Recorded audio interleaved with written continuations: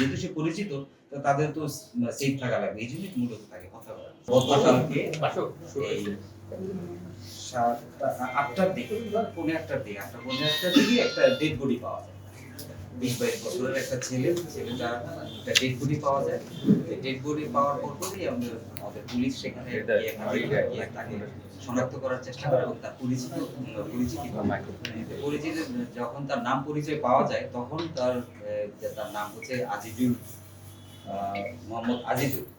সে পেশায় হচ্ছে এই যে অটো ড্রাইভার। তার বাবার অটো রিক্সাটা সেও চালায়, তার বাবাও চালায়, মাঝে মধ্যে সেও চালায়। এই ছেলেটা এই সন্ধ্যার সময় এই 8টার দিকে সে এই অটোটা নিয়ে বের হয়েছে কিছু প্যাসেঞ্জার ইয়ে করতে পারে, তার ইনকাম হবে এই আশা।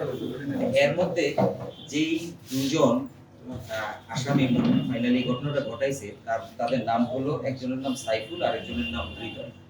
সাইফুল ওর আগেরই পরিচিত, এই অটো ড্রাইভার যে ভিকটিম যে আজিজুল, তার আগেরই পরিচিত। তো ওকে সে বলছে যে তোর আমার এক জায়গায় কাজ আছে, আমাকে সাথে নিয়ে চল। মানে সে কাস্টমার সাইজ প্যাসেঞ্জার সাইজে তাকে সাথে নিয়ে গেছে, নিয়ে নির্ধারিত জায়গায় গেছে যেখানে ওই হৃদয়ের সাথে এই সাইফুল, আসামি সাইফুলের সাথে হৃদয়ের আগে থেকেই যোগাযোগ ছিল। তো পরে যখন ওই হৃদয় যে সাইফুল যখন ওখানে পৌঁছাইলো, অটো ড্রাইভার আজিজুল সহ তার গাড়ি সহ, তখন এই হৃদয় এবং সাইফুল মিলে, দুইজনে মিলে এই ছেলেটাকে ছুরি দিয়ে আঘাত করে, কুঞ্জু করে আঘাত করে সেখানে মেরে ফেললো। মেরে সেইখান থেকে প্রায় 150-200 গজ দূরে ডেড বডিটা ফেলে দিয়ে তারা চলে যায়, অটো রিক্সাটা নিয়ে চলে যায়।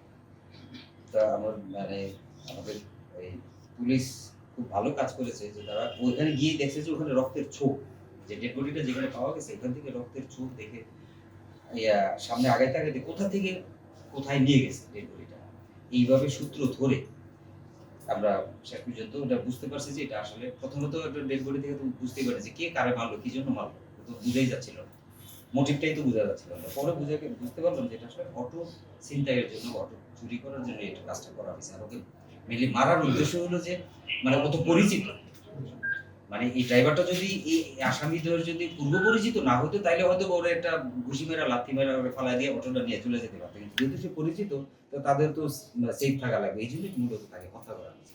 তারপরে তারা দুজনে এই অটোটা নিয়ে এই ভান্ডারিয়া, পিরোজপুর ভান্ডারিয়া থানা এলাকা নাকি পিরোজপুর সদর এলাকা, ভান্ডারিয়া সদর এলাকা, ওখানে চলে যায়। ওখানে গিয়ে তারা এটা বিক্রি করবে বা ইয়া করবে, এরকম চিন্তা ভাবনা করতেছিল।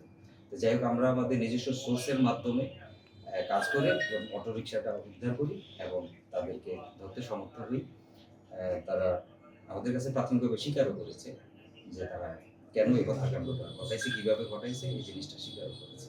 আর এই আসামিদের পিসিবিএর অত ভালো না। সাইফুল যে ছেলেটা, সেই ছেলেটা নামে মাদকের মামলা আছে, তার নামে আরো মারামারির মামলা আছে, কিন্তু ওই যে হৃদয় যে তার হয়তোবা রিসেন্ট কোনো মামলা থাকতে পারে, কিন্তু আমরা ইয়াতে এটা কোনো মামলা আপাতত পাই।